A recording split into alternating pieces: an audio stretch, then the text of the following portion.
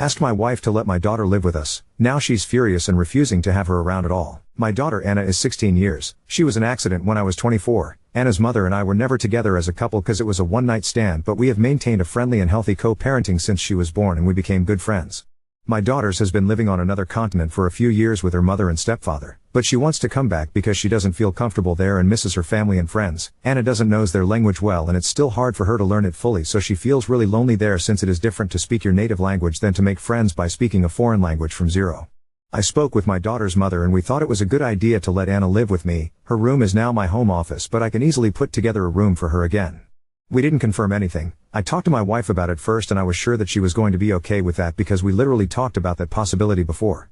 The problem is that my wife doesn't want that to happen. My wife and Anna have never been close because they only meet in person for our wedding when I was able to pay a ticket for my daughter to come. That was the last time I saw my daughter in person too. Plane tickets are too expensive, but they do tend to talk a little bit when I make video calls with Anna every day, but not too much. Anna also talks to her brother and he likes her a lot even if they just see each other in video call. My wife says Anna is not going to feel comfortable in a house with strangers and I told her that we are literally her family and she said no. She and our toddler are not Anna's family because they barely knows her in person. It honestly hurts me that she thinks that way, but I understand her point of view. Altaf, our toddler, is Anna's brother and it really annoyed me that she said that because our little one really loves his sister even if they just see each other online. I had an argument with my wife about it and I ended up telling her that my daughter will always come first of all, because it's true. For me, my children will always come before any other person, and she knew very well about my daughter when we married. My wife got angry and said that bringing Anna home would change how we handle ourselves and that she doesn't want to be a stepmother. She said that Anna lived with her mother in another continent, so it's not the same as having her right here every day. I told her that no one is asking her to be a stepmother because I will be the one who take care of her as always. My daughter used to stay many days and even months with me and I was the one who took care of her. I'm not going to give my wife all the work because I was a single father for a long time and I know how to take care of my daughter. I work, I clean, I cook, I take full care of our son when she works and wants to go out and do something just like she does with me. We both support each other in raising our son. I don't know why many people is so shocked about the fact that I take responsibility of my own child, but that if she doesn't respect my daughter's presence in the house and hates it that much, then she has all the freedom to go to a hotel room.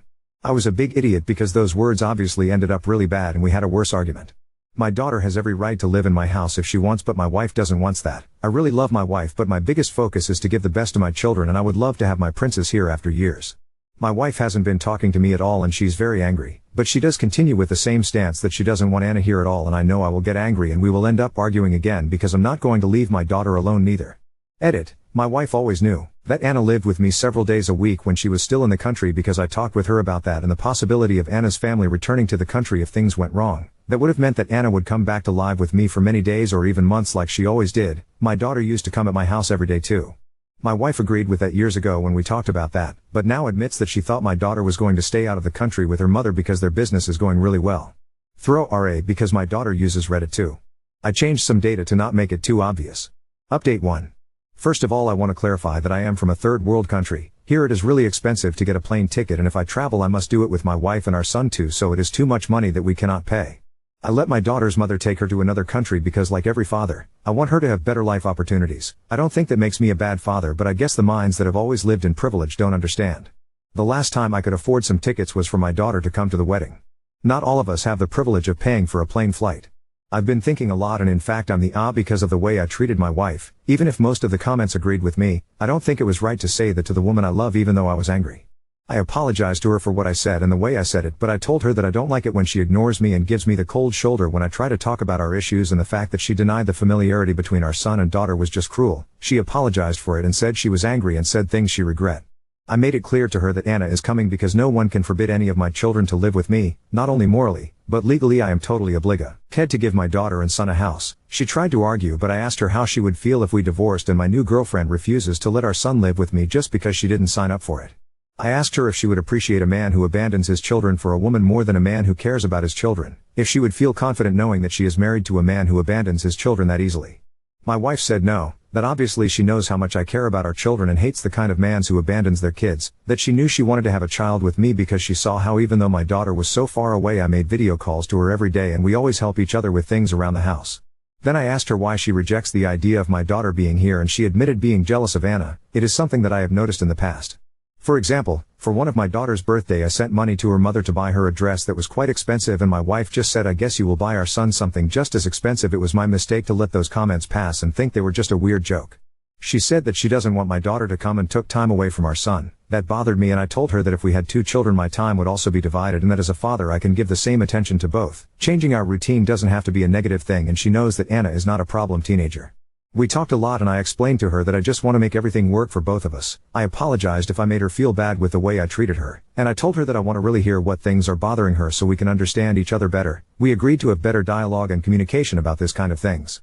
My wife admitted that her jealousy is wrong and feels embarrassed about it, but it's how she feels, and she feels awful for feeling like that. I told her that feeling isn't right, being jealous of my daughter isn't right, and I told her that it would be okay to start going to the psychologist if we want to fix this, because I'm not going to leave my daughter live in a place where she doesn't feel loved. My wife accepted after talking about it a lot these days, and she wants to work on herself about that because doesn't like feeling like that about a little girl and knows it's wrong.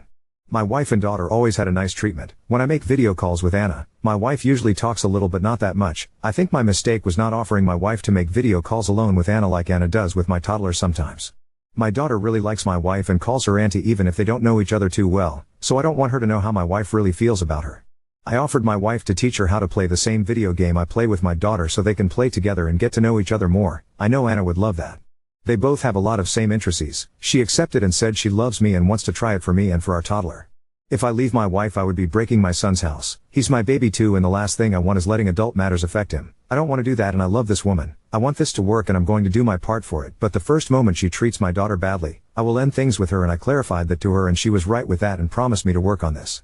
I still haven't confirmed anything to Anna's mother about the date on which our daughter can come, since I need to fix the room for her first and I want my wife and little girl to get to know each other better. Talking about it with my psychologist, he told me that the best thing is always to get them closer little by little before Anna comes to live here. This last 4 days my wife and Anna have been talking longer, and I told Anna that we could teach my wife how to play with us. Anna feels really comfortable talking with my wife, and they started talking about random things which I feel out of because I don't understand about the things they talk about, but I'm pretty glad to see that they actually have things to talk about.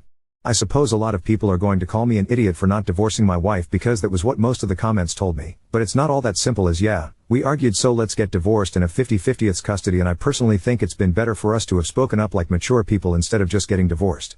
Seeing that my wife has opened up to me and is trying to work things out, I prefer to give this a second chance and hope that she can see my daughter as her friend and even as her family if she allows it to herself.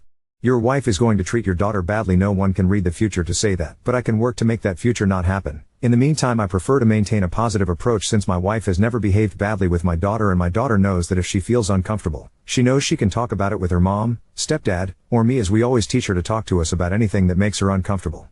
Anna has a sharp tongue, so I doubt she'll stay quiet if my wife makes any comments that make her uncomfortable. I'm not going to force them to be best friends. I want them both to flow on their own.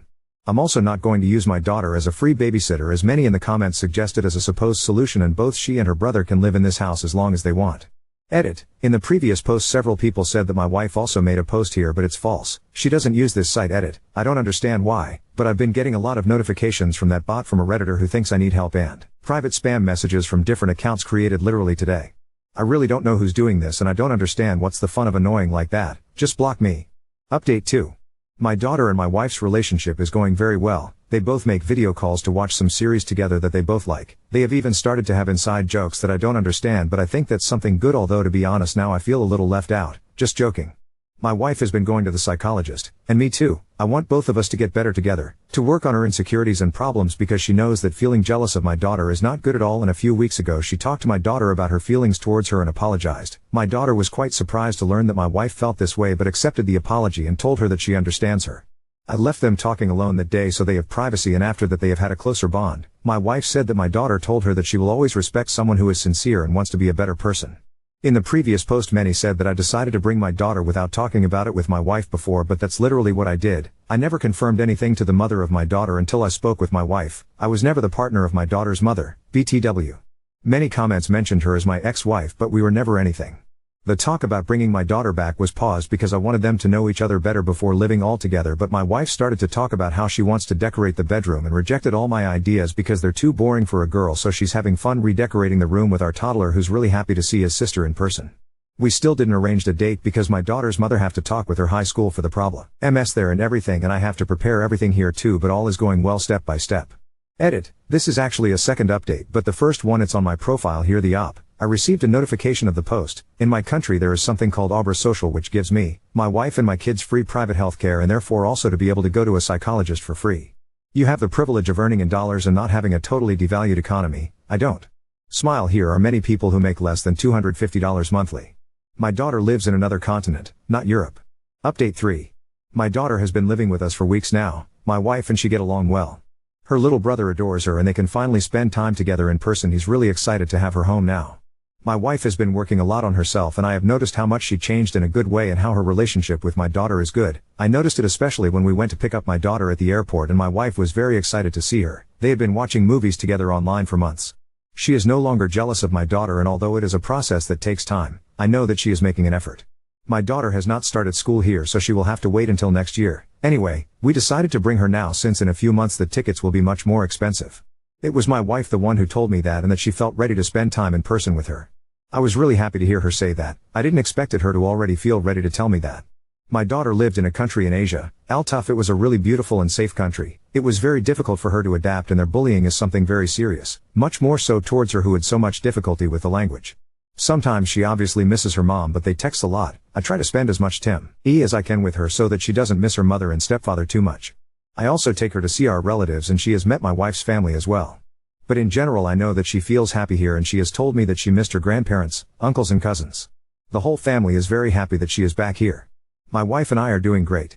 And I've also worked on myself by going to therapy. Now we talk a lot whenever something bothers us or we have some discontent. I think the key is that we can communicate even if they are dark thoughts. I know that she is a good person and like everyone, she has dark thoughts, but she is a good person because she works on improving herself and I'm doing that too. I love her and I know she's a good mother who wouldn't treat my daughter badly. I like to take care of our children, take care of them, clean and cook for them, although sometimes I find it hard to understand that my daughter now does all that by herself and I don't have to do it, haha, but she is still small in my eyes just like her brother. Anyway, I'm sorry if it's a boring update and everyone expected me to divorce my wife, but things are like this. Smile, luckily we are starting to solve our problems. They now have a relationship of friends and I like that if they are happy like that. Oop, my wife is not a villain who is hiding her true evil plan. I prefer to trust what I see and know. My daughter feels comfortable and happy around my wife and my wife feels the same. My daughter is not paying for anything. She is happy and knows that if something bothers her she can talk about it to her mother, stepfather or me. People change. I'm sorry you've never experienced to see that change. Now on to second story. Threw my engagement ring at my fiancé after he defended a rapist and consistently belittled women. Now he's accusing me of belittling him. My 28F fiancé, 34 male, and I used to have a great relationship, but for the last year, his political views have become a problem. I mostly bit my tongue about it, but it came to a head when he accused a woman at his job of lying about her sexual assault. I pointed out that when a woman accuses a man of rape, he questions it and says she is lying. He justified that by saying it's stupid to believe an accusation like that with no proof. I pointed out that he has no proof that she's lying either, but he's accusing her anyway. He often sends me articles of women, usually teachers, sexually abusing boys. I brought up that he never says the boys are lying or asks for proof. He got very upset and kept repeating that I was trivializing male sexual abuse. I don't feel like I was. I feel that I was just pointing out the hypocrisy. He denied being biased against female accusers. I reminded him that when the allegations against Diddy first happened, he said feminists were just trying to ruin a successful man's life. Unsurprisingly, he never brought up the man who accused Diddy of sexual assault. He defended Diddy up until the video of him physically assaulting Cassie was leaked. Even then, he said we didn't know the whole story. The final straw was when he was telling me, yet again, how women are actually worse than men because we are sneaky and conniving and at least men will FK you over to your face. He kept saying that women are far worse people than men, and I just lost it. I said that there was nowhere on earth, not now or ever in recorded history, has the female violent crime rate been higher than the males. I told him that men kill each other even more than they kill us, so they are a bigger danger to themselves than some girl being sneaky. I said that blaming women for unfair legislation, like conscription, makes no sense when men make up the majority of the US government, and most, if not all, other governments. He was absolutely furious about all this. He didn't argue with me, per se. He just told me that I was brainwashed by the feminist agenda and that feminism lied to me and convinced me I was special. I still don't know where that comment came from. It was not relevant to anything. I, admittedly, was very pissed off, and said, well, maybe, patriarchy lied to you about this relationship being special. I threw my ring at the table, left the house, and haven't spoken to him since. Today, he sent me a long text stating how I belittled him with that comment and that I would be a good wife if I could just stop needing to be right all the time. I haven't responded, and I'm conflicted about if I will at all. I feel bad about throwing his ring. I really feel bad that I hurt his feelings by saying our relationship isn't special. But still, TBH, I'm seriously questioning if I really want to marry him. He has always been argumentative. Not just with me. With everyone. Normally, I just ignore it, but he was so egregious with his hypocritical BS. I shouldn't have taken the bait, and I don't feel like men are generally bad. I was speaking out of anger. I don't consider myself to be a super political person. I'm not even sure if I count as a feminist. He just has a new complaint about women every freaking day at this point. It's so frustrating. I'd when he became this way, but it sucks. There are still things I love about him, but the things he has been saying may be more than I can forgive. Despite all that, I'm still responsible for my intense outburst because I ignored his constant woman bashing in an effort to keep the peace. I exploded when I could have just spoken up from the start. Maybe if I'd nipped it in the bud right at the start, it could have been better. I don't know what to do. Ada? Update 1. After I left, I went to a hotel. He kept contacting me to ask when I was coming home. I told him I needed time to think and turned off my phone. When I turned it back on, I saw his photo on my lock screen and decided to call him, for reasons that will make sense later. He said he wanted to talk face to face, and I agreed, so I went home.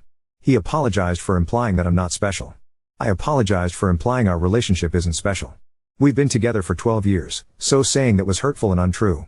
Before anyone compares the harshness of our statements, his wrongs don't justify my own and vice versa. Disclaimer, this post isn't about the validity or ethics of gender roles. This is strictly an account of what happened with no wider social commentary from me. We discussed what we wanted for the future. He wants a traditional marriage, and specified the following. 1.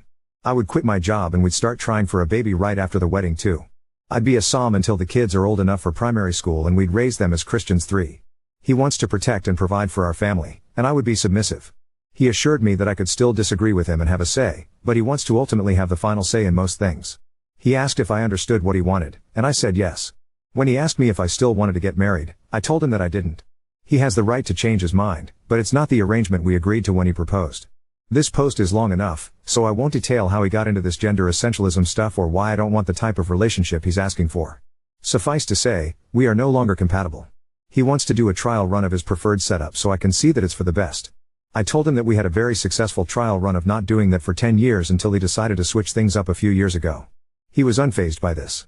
So about the lock screen, he has a small snaggletooth toward the back that he's always been shy about, so he never fully smiles in public. That photo is one of very few pictures where he is showing his real smile and it's beautiful. Seeing that photo used to make me so happy. When I saw it this morning, I just felt sad. I know it sounds dramatic, but it feels like he died and was replaced by some kind of red-pilled pod person. When he asked me if I still loved him at all, I told him that I will always love him, but I'm not in love with him anymore. I get that many people had strong feelings about the things he said, and he definitely crossed the line several times, but this is still so hard for me to do. He's the only man I've ever been with and my best friend. I'm relieved that it's over but still sad about how it ended. I accept that he's a different person now, but it's hard not to think of what could have been.